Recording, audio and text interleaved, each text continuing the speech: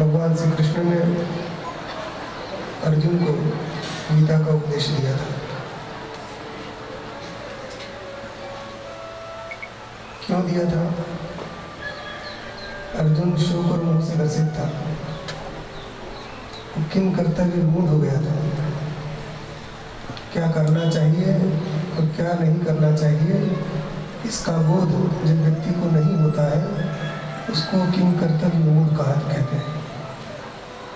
अर्जुन भी ऐसी स्थिति में पहुंच गए थे। उस समय भगवान ने अर्जुन को ये उपदेश दिया कि तुम्हारा क्या कर्तव्य है, तुम्हें क्या करना चाहिए। और भगवान श्री कृष्ण की बात मानकर अर्जुन ने अपने कर्तव्य का, अपने धर्म का पालन किया। इससे हमको ये शिक्षा मिलती है कि मनुष्य का वास्तविक कल्याण स्वधर्म का पालन है। जिस व्यक्ति के लिए जो कर्तव्य कहा गया है उसका वो पालन करता है तो उसका कल्याण होता है। आप देखिए, आज बड़ा ही सुंदर दिवस है। श्री मोहन यादव जी के द्वारा ये बड़ा ही उत्तम कार्य प्रारंभ किया गया है। गीता जयंती के दिन प्रत्येक जिले में, तहसील में, विभाग में, हर जगह हमारे जो बच्चे हैं सबको गीता पाठ के लिए प्रेरित किया गया है। ये बहुत ही उत्तम कार्य है। इसके लिए उनको जितना भी साधुवाद दिया जाए वो कम है। अब इसका फायदा क्या होगा? आप देखिए, हम अंग्रेजों से तो आज़ाद हो गए, मगर अंग्रेजियत से आज़ाद नहीं हो पाए। तो ये जो प्रयास है कि भगवद गीता का प्रत्येक व्यक्ति पाठ करे, जब पाठ करोगे तब तो उसमें देखोगे इसमें क्या है, फिर उसका अर्थ समझ में आएगा धीरे धीरे। ये शुरुआत कर दी तो ये हमारी स्वदेशी शिक्षा के प्रति ये प्रारंभ हो है।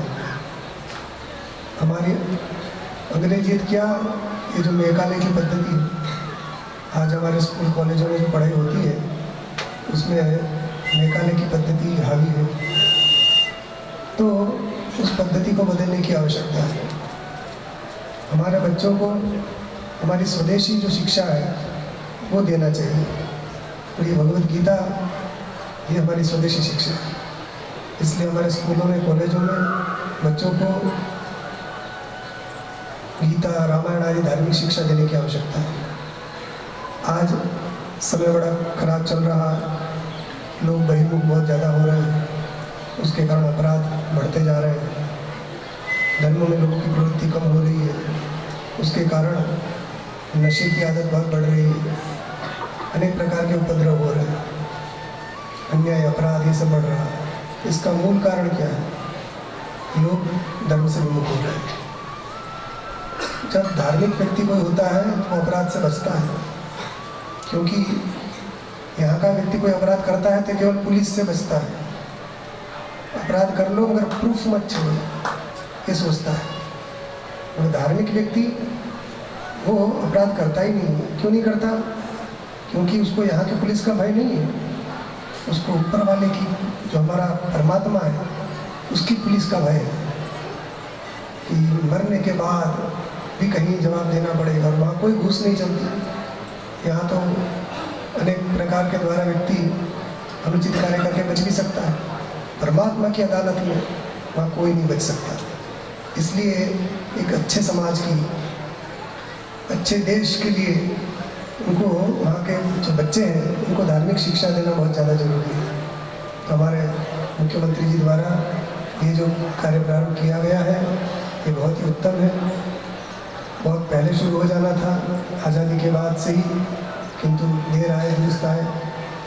अब ये चलते रहना चाहिए। हमारी राय अभी शुक्ला जी ने पूछी, हमारा तो ऐसा मानना है कि बच्चों को एक एक दो अध्याय करते करते जब वो 10वीं 12वीं तक आए तब कम से कम ऐसी शिक्षा पद्धति हो जाए कि हमारा 10वीं 12वीं तक का बच्चा उसको संपूर्ण गीता कंठस्थ हो।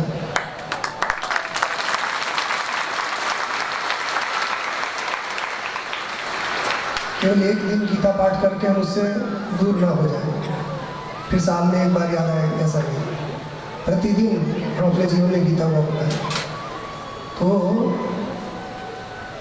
मुख्यमंत्री जी से यही आग्रह है कि वो सिलेबस में भी, पाठ्यक्रम में भी गीता को जोड़ दें, ताकि अब इस प्रकार से जोड़ें कि हमारा 10वीं 12वीं तक बच्चा पहुँचे, तब तक उसको पूरी गीता कंठस्थ हो, एक एक 2 अध्याय जोड़ते जोड़ते जोड़ते। ये गीता ही भारत का गौरव है। हर व्यक्ति हर अपने देश के गौरव से वो करता है कि हमारा देश का ये गीता, हमारा देश का ये प्रतीक।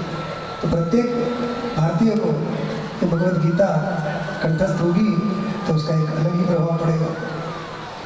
अब आप कहोगे कि नहीं, कई लोग आ जाते हैं, नहीं धर्मनिरपेक्ष धार्मिक शिक्षा नहीं दी जा सकती। बात यह है कि योजनाबद्ध तरीके से भी कोई काम किया जाए तो सफलता मिलती है। हम एक दृष्टांत आपको सुनाते हैं। एक चिड़िया थी और उसने उसी झाड़ पर अपनी पीठ खुजाली। खुजालने के बाद, खुजाला तो अंडे गिर गए नीचे, उसने पैर से रौंद डाले। तो उसका जो पति था चिड़ा, उसने देखा कि हाय हमारे बच्चे मर गए। तो चिड़िया को आया गुस्सा, इतना गुस्सा आया, कहने लगी कि मैं इस हाथी को छोड़ूंगी नहीं। क्या करोगी? मैं इसको मार दूंगी। उसका पति बोला, तू इतनी सी तन्नक सी चिड़िया, तू इतने बड़े हाथी को कैसे मारेगी? तू तो उसकी पूंछ बराबर भी नहीं है। चिड़िया छोटी सी, हाथी इतना बड़ा, कैसे मारेगी? उसने कहा, नहीं, मैंने प्रण ले लिया है, मैं मार के रहूंगी। तेरी जैसी हजारों चिड़िया इकट्ठी हो जाए तो भी उसको कुछ नहीं बिगाड़ सकती, तू क्या मारेगा? नहीं नहीं, तुम मेरा साथ दोगे कि नहीं बताओ? कि हाँ बिल्कुल तुम्हारा साथ हम देंगे, बताओ क्या करना है? बस मैं मार के रहूंगी, कुछ भी हो जाए। अब सोचने लगे क्या करें क्या करें। उसी समय उसका एक मित्र था उस चिड़िया का, उसका नाम था कठपुड़वा, है ना, काष्ठकुट, उसको कठपुड़वा बोलते हैं ना। उसकी चोंच बड़ी पैनी रहती है और लकड़ी में भी छेद कर देता है, वैसे चोंच मार मार कर। वो मिला कि हाँ कैसे हो? क्या बिल्कुल ठीक है। क्या हुआ कि एक मीटिंग है, जल्दी आओ। मीटिंग करी थी उन्होंने, चिड्डा चिड्डी और काष्ठकुट ने। मीटिंग में क्या निर्णय हुआ कि भैया एक काम करना है, हाथी को मारना है। कैसे मारना? योजना बनाई।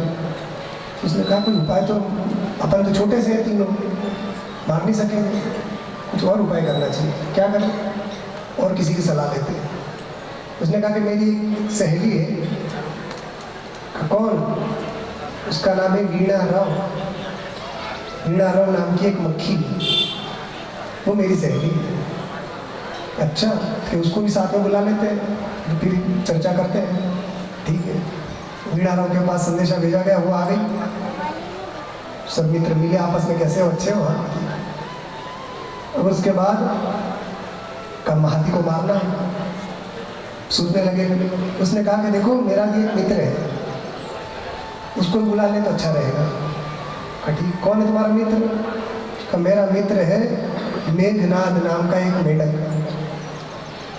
एक मेंढक उसका मित्र था, उसका नाम था मेघनाद। ठीक, उसको बुला। अब चारों इकट्ठे हो गए। अब योजना बनी, मीटिंग बुलाई, इकट्ठा हुए, क्या करें? हाथी को मारना है। तब मेंढक ने सलाह दी, एक काम करते हैं, गर्मी का समय है, तो हाथी जैसे ही झाड़ के नीचे आए तो उसी समय ये जो वीणा राव नाम की जो मक्खी है, ये इतना मधुर गान करे उसके कान के पास जाकर, ताकि वो तल्लीन हो जाए। आंखें बंद कर ले। संगीत अच्छा बजता है, कई बार आंखें बंद करते हैं ना लोग। उसी समय ये कठपुड़वा जाए और जाके हाथी की आंख फोड़ दे। आंख खुली रहेगी तो भगा दे। बंद है आंखें फूट दी। उसके बाद जब उसको प्यास लगेगी, गर्मी का समय, वो इधर उधर भागेगा। जब प्यास लगेगी तो मैं अपने पूरे परिवार के साथ एक बहुत बड़े गड्ढे में जाकर टर टर टर करूँगा। तो हाथी को भ्रम हो जाएगा कि यहाँ पानी है, जहाँ पानी रहता है वहीं मेंढक रहते हैं। तो हाथी को लगेगा यहाँ पानी है, इस दिशा में दिख तो रहा नहीं, आवाज़ सुन के आएगा। तो जैसे वो आएगा तो उस गड्ढे में गिर जाएगा। तो जब गिर जाएगा तो बिना खाए पिए कुछ दिन में राम नाम सत्य हो जाएगा।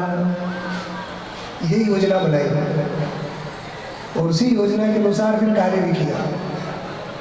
जैसे हाथी आया, मीणा राव ने मधुर ध्वनि करी, कठफोड़वा ने हाथ तोड़ी, हाथी बौखला गया, इधर उधर भागने लगा, मेंढक को टक किया और गिर गया और उसके बाद उसकी मृत्यु हो गई। तो ये तो हो गया दृष्टांत। इसका सार क्या है? इसका सार ये है कि यदि व्यक्ति, छोटे से छोटा व्यक्ति भी यदि योजनाबद्ध तरीके से कोई काम करे तो उसको भी सफलता मिल सकती है। और इसका दूसरा अर्थ ये भी निकलता है कि छोटे से छोटी व्यक्ति की भी उपेक्षा नहीं करनी चाहिए। कब कौन काम आ जाए, अब कहाँ मेंढक, और उसने युक्ति बता दी, कहाँ छोटे छोटे मिलकर बड़े को हरा दिया। तो अपने आप को छोटा नहीं मानना चाहिए और छोटे की उपेक्षा भी नहीं करनी चाहिए। योजनाबद्ध तरीके से कार्य कीजिए, एकत्रित होकर कार्य कीजिए तो बड़े से बड़े कार्य भी सफल हो सकते हैं। तो यदि ऐसा लगता हो किसी को कि ये नहीं हो सकता, वो नहीं हो सकता, ये नहीं हो सकता, अरे भाई सब कुछ हो सकता है। बस अयोग्य पुरुषो नास्ति योजकस्तत्र दुर्लभः, कोई अयोग्य नहीं है, बस उसको उस काम में लगाने वाला जो प्रयोजक है उसकी बस कमी है। इसलिए हमको ये बड़ी प्रसन्नता हुई कि आप सब लोगों ने, हमारे कौन कौन से स्कूल के बच्चे आए हैं? एक संत तुलसीदास जी के बच्चे आए होंगे और एक हमारे, हाँ क्या नाम है अपने स्कूल का? वसुंधरा, वसुंधरा और भी है। हाँ मैं हमको दो दिख रहे हैं इसलिए अपने भी दो का नाम लिया, बाकी तो बहुत सारे स्कूल के होंगे। सेंट नागौर और कौन है? CM rise Sandipani. हाँ ये बहुत अच्छा काम किया मुख्यमंत्री जी, उस सीएम राइज जो था स्कूल का नाम बदल के सांदीपनी कर दिया, ये अच्छा काम किया। सीएम राइज सांदीपनी भगवान कृष्ण के गुरु थे सांदीपनी जी। भगवान कृष्ण ने, अच्छा देखिए भगवत गीता, वो उसका उद्भव, उसका बीज यही मध्य प्रदेश में हुआ। यद्यपि भगवान ने कुरुक्षेत्र में वो गीता सुनाई, किंतु उनको ज्ञान किससे मिला? ज्ञान गुरु से मिलता है। तो सांदीपनी जी ने, यद्यपि भगवान सब जानते हैं फिर भी लौकिक दृष्टि से उनको सांदीपनी जी ने विद्या दी, तो निश्चित रूप से गीता का ज्ञान भी उन्होंने दिया। यद्यपि भगवान जानते हैं, वो सांदीपनी जी का आश्रम हमारे उज्जैन में था, मध्य प्रदेश में, तो उसका बीज गीता का वो भी हम मध्य प्रदेश से हुआ है। तो ये बड़े ही अच्छी बात है। हमारे जो यही आगे जाके अच्छे नागरिक बनेंगे, इनको यदि अच्छे काम में नहीं लगाया गया तो आप कितनी भी फैसिलिटी दे दीजिए, कितने भी पैसा दे दीजिए फ्री में, कितनी भी सुविधा दे दीजिए, उससे देश का कल्याण नहीं होगा। फ्री में आजकल देने वाली बात चलती है ना, ये फ्री वो फ्री, उससे कल्याण नहीं होगा। ये विद्या दीजिए, संस्कार दीजिए, तो ये हमारा देश फिर से जगत गुरु की ओर आगे बढ़ेगा। तो हमारा यही कहना है, मेकाले की पद्धति,